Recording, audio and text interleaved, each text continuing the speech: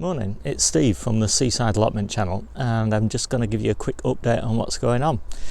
It's Monday, and so I'll be showing you what's happened over the last 4 or 5 days, something like that.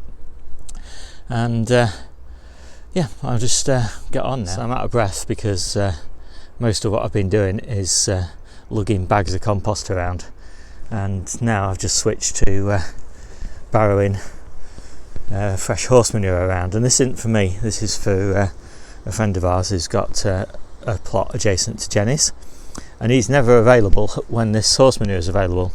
It comes in and then the hordes descend and it's all disappeared within a day. So I've left my spade there, I've filled my barrow up, and I shall take a few barrow loads over to him, and then I'll start showing you around my plots. So there we go, that's 5 barrow loads of horse manure for Sam, and get on with my own jobs now. In fact, I'll take you back to my plot and I'll show you what we've been up to there. So on the way to my plot, I thought we'd just stop off and look at Jenny's, because we've had a lot of spent mushroom compost and multi-purpose and well-wafted horse manure delivered. And you might wonder why I bother getting stuff delivered when we've got that horse manure delivery to the site. And basically what it comes down to is fairness and time. To get the amount of compost that we need on our site, our 3 plots, we need more really than our fair share of the manure delivery that comes to the communal bins. And so it just doesn't feel right to take as much as we need and leave other people wanting, especially when you consider the amount of value that we take off our plot. It just doesn't seem right, you know, for £100 worth of manure when we're taking £4,000 worth of value off the plot. It makes no sense. So we don't mind buying some in, and that's what we've done. But there are other reasons, and I'll come on to those as we walk around. So at the moment we're getting it delivered in these bags, and it's not bad stuff. This is the horse manure, and that's the multi-purpose. And my favourite really is the spent mushroom compost, which is really lovely stuff. Spent mushroom compost is what we put on the brassica beds. Manure we'll put on the brassica beds and potatoes and the squashes, beans, etc. And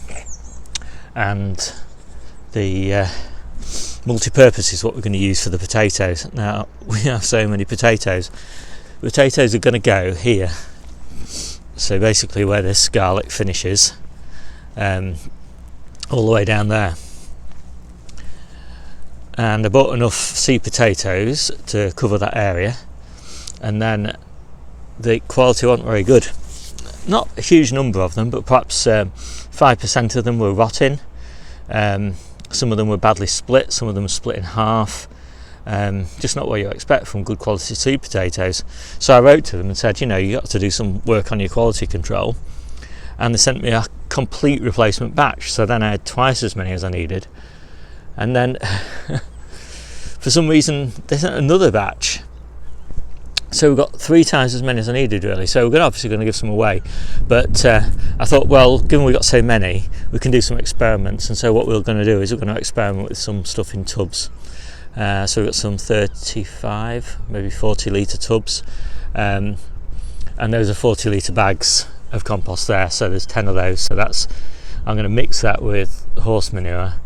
So that's 20 tubs of potatoes that we can experiment with as an alternative to putting them in the ground. Because the problem with putting them in the ground, or all of them in the ground, is timing. That I want to put my leeks here in that area there, and obviously there's going to be potatoes there, so that means I'm going to put the leeks in after the earlies have cropped, and I'd rather put them in a little bit earlier than that. So if I could put my earlies in tubs next year, then it gives me more space. Anyway, we will see. And it's not like we're short of space on this plot, because we've got the patio area there, and obviously we've got this large orchard area here, so there's plenty of space to put clusters of potato tubs kind of here between each of the trees or down the centre. You know, there's just plenty of opportunity. So that really is pretty much everything that's going on Jen's plot at the moment. Everything's growing well. Oh, Debbie just put some canes in down here, and last year we just put a few canes in and then sort of wound string around to kind of provide a support lattice, but to be honest it just did not work very well. So this year we're going to support each individual bean, and that's just because we're by the sea here and it's very windy, and so we're just going to give them the best possible start, and they're not looking too bad. As you can see, we've just lost a couple, but not so many. And then we're going to have peas down here, and then we're going to have more broad beans down here. We're actually going to put a centre path all the way down this bed, so we've basically split this bed into two with a compost path down the middle that runs straight down their centre there, which will give us access for harvesting and weeding and whatever from the beds, and we're going to do that on all the beds. So yeah, plan for this bed is legumes in the centre, and then more brassicas at the end and beans at the very end. And I know that means putting brassicas in 2 years running in that spot, but we didn't really plan our rotations very well for this year, and so we just end up with a one little spot where we're going to have brassicas in for 2 years running. And then obviously when these beans come out, this is all going to be the winter brassicas all the way down there. This is going to be the summer and winter squashes all the way down there, and then runner beans right at the end. And this is going to be potatoes, as I said, all the way down here, and then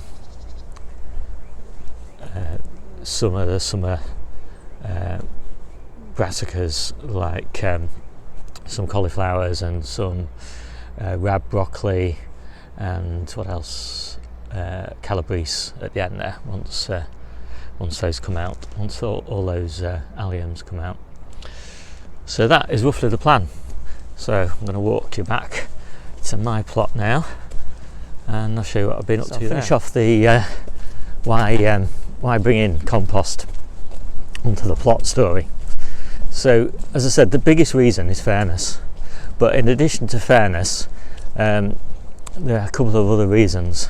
So the first one is that we really want to leave our compost to rot down better, and the homegrown stuff, and in order to do that we've got to leave it in the bins for longer, and if we leave it in the bins for longer we can't generate enough compost for all the plots, at least for this first year, when we've got all 3 plots going, because we just use such a lot of compost and we won't be using as much next year.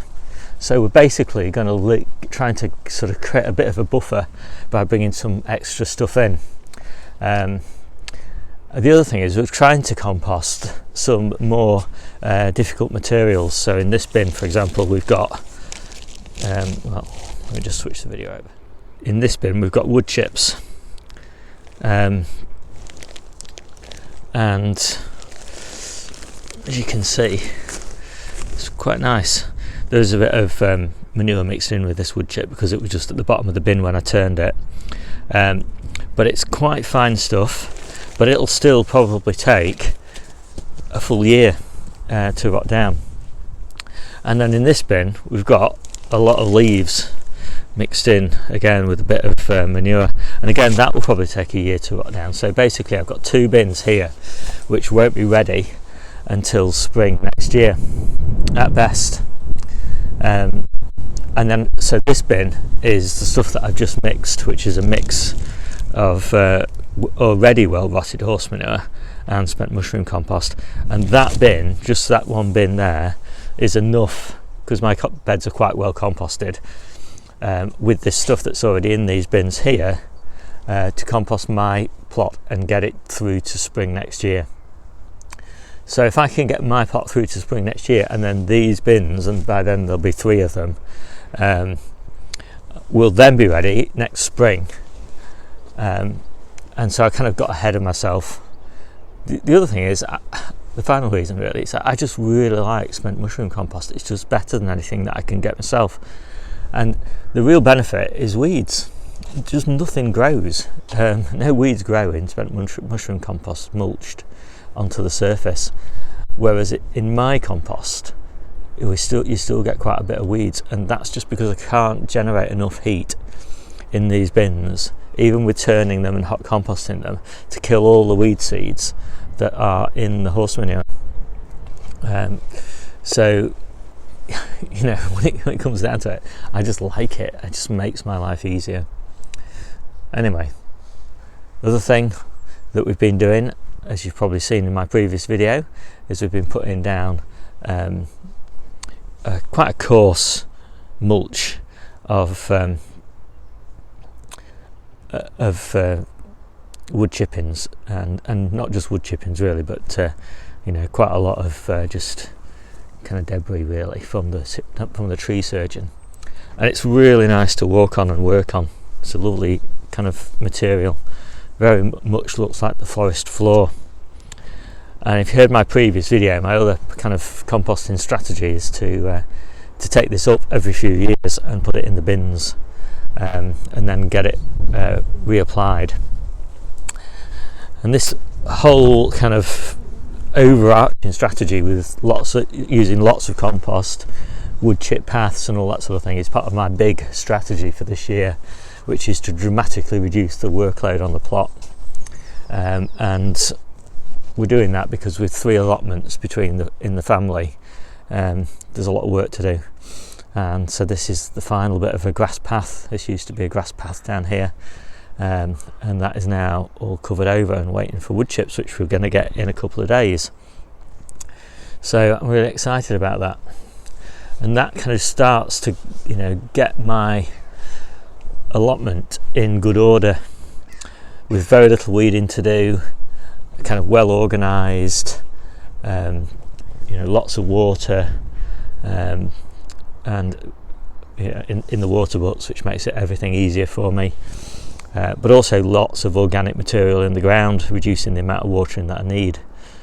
And these cold frames are part of that strategy really, because I can grow stuff under cover over winter, like all of these lettuces for example, and then I can just take those, unscrew those lids, and those lids then just get stored away, and obviously rain can then water the beds. And so this allows me to have a huge amount of stuff under cover over winter, which means I get a really early start on everything.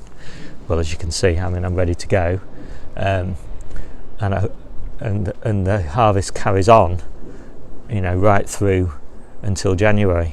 And there's not a lot of harvesting goes on in January, but there's still a little bit from the salad beds or the leafy green beds, and there's certainly enough to keep me in smoothies every day, and more than enough to keep us in sort of brassicas and the like for cooked meals. So that's the strategy, and it's going pretty well.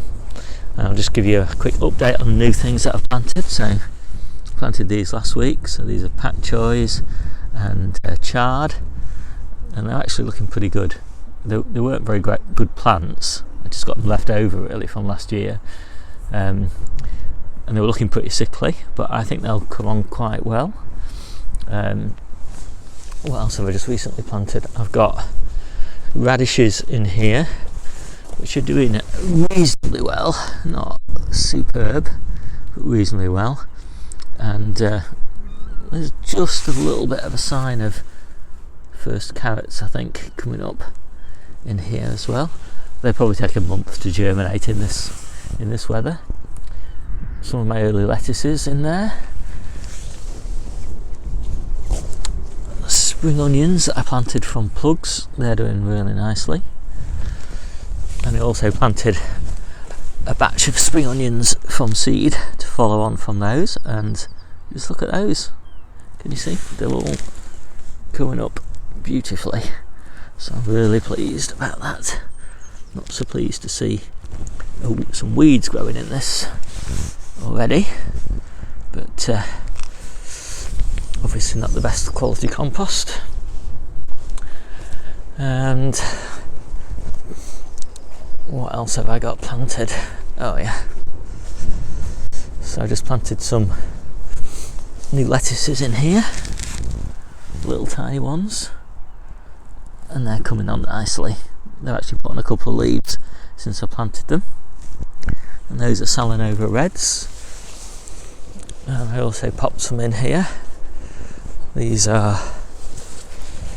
Navara, and I think these are either Winter Density or Winter Gems. I'm not sure which one of those they are, but those are the Salanovas, so that's what we've got. That's what we're waiting for. What we expect to see in a few months' time. And I've got a few other scrappy beds that we'll be clearing soon and getting some beetroot planted and things like that. So it's all exciting stuff. Very exciting time on the allotments at the moment. And we've got some carrots in here.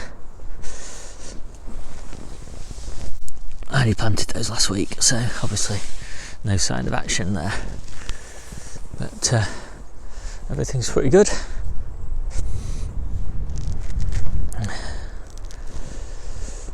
So I'll just do a quick zip round to Debbie's plot and show you what she's been up to. And Debbie's plot, if you're new to my videos, is an ornamental kitchen garden, and so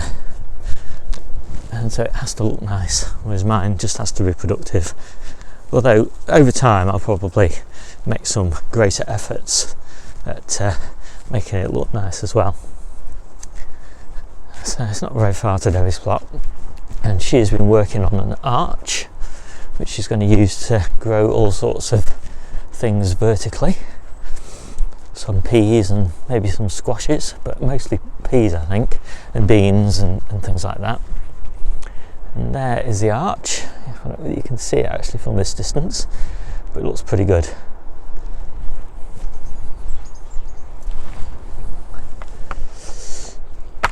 Everything's going really nicely on Debbie's plot. But there's the arch. So it's sunk into the floor. And then there's additional these wooden stakes which go a couple of feet down into the floor that provide quite a substantial amount of rigidity. And then she's put this mesh on the arch. I think she's done a fantastic job. I'm so pleased with the way it looks. Really impressive, and it's pretty big, and it's a kind of arch in two directions. So obviously it's an arch in this direction, but if you come through here it's also an arch in that direction. So it's really nicely designed, as everything that Debbie does is always well designed. And so what else is happening on here? Well, the rhubarb's just starting to push through. Broccolis are still doing really well. We're still harvesting these leaves all the time. A few broad beans there. A little bit of kale. Kale's not done amazingly well. Maybe planted just a little bit too late. Lots of buds on the currants. She's just pruned the apple tree, or the apple trees. More kale here. A few spring onions. Lots of winter miner's lettuce, which at the moment is mostly going into smoothie mixes. Really nice crop there of lamb's lettuce, which will start to go into salads when I start eating salads again, which will probably be the beginning of February, which is not far away now. And then we switch from smoothies back to salads. Just January is not a great time for homegrown salads. The leaf quality is just not quite there for me. And there we go.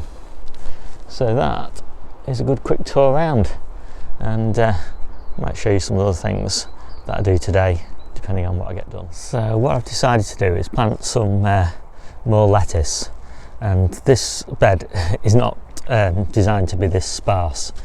It's just this sparse because we've lost quite a few lettuces from this bed, and so I've got some bijou here, and so I'm going to plant some of those, and I'm just going to interplant them wherever I've got gaps and just fill this bed out of it.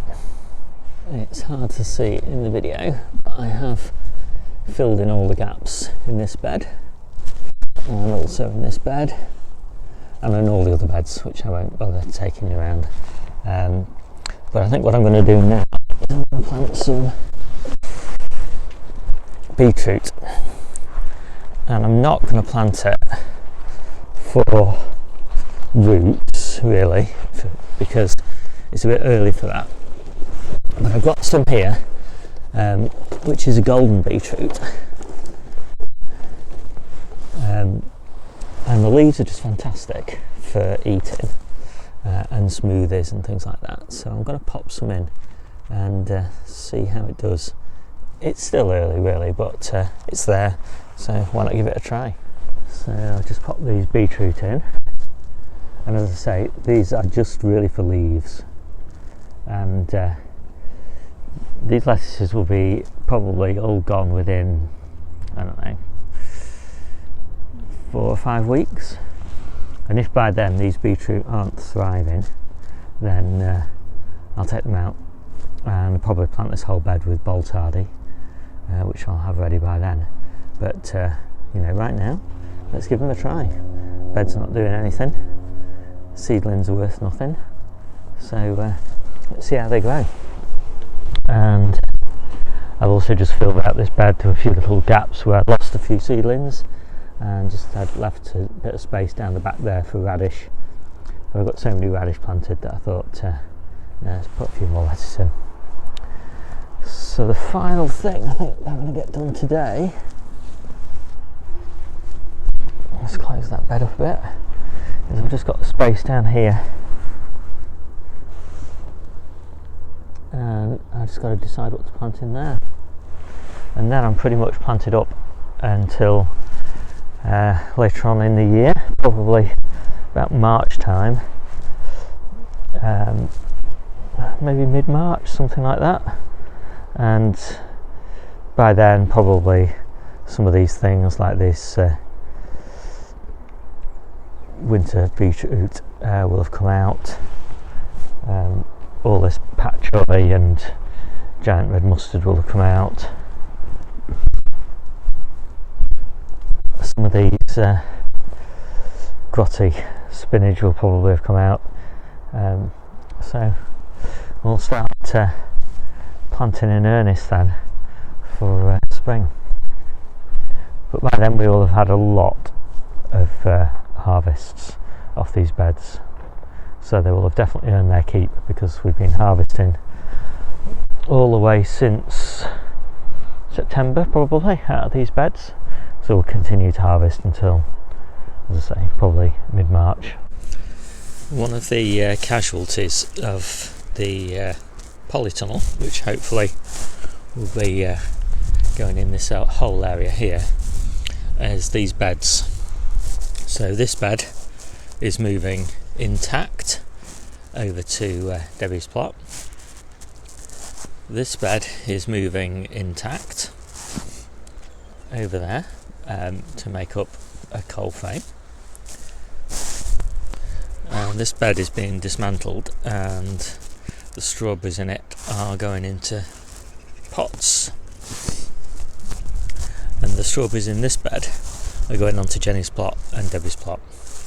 So nothing really is being wasted apart from this cover, which is going to be dismantled, and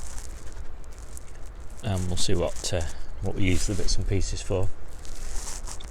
We also dismantled that raised bed there that was around the apple trees, and the wood from that went to do the edging down that path over there that I showed you at the beginning. Anyway, I'm going to get on with these strawberries. That's the strawberries gone, and the strawberry bed kind of pretty much decimated. Used a few of these pots, and the mix that I've used is multi-purpose compost, 1 40 litre bag, horse manure, a 40 litre bag, and this soil, all made up 5 of these bins. And I put the bins down here, and why I thought it was a good idea to water them before I carried them, I don't know, but anyway, there they are. And I'm going to try and fit the cloche that's over here over them, and we'll see how that goes. So actually that worked way better than expected, although it's always a bit tricky carrying that cloche in the wind. And there they all are. Now the actual intention is that these pots will go into the polytunnel eventually, but I don't have a polytunnel at the moment, and I won't have in time for early strawberries, so hopefully this little cloche will do the trick and I'll get some earlies. We'll see. I'm in two minds as to whether I need to cover the ends of this cloche with something, or whether this will be enough. So anybody that's got any experience of growing strawberries early under a cloche, do I cover the ends, or do I just leave it like this, nicely ventilated, but somewhat sheltered from the wind? Anyway, we'll see how that goes.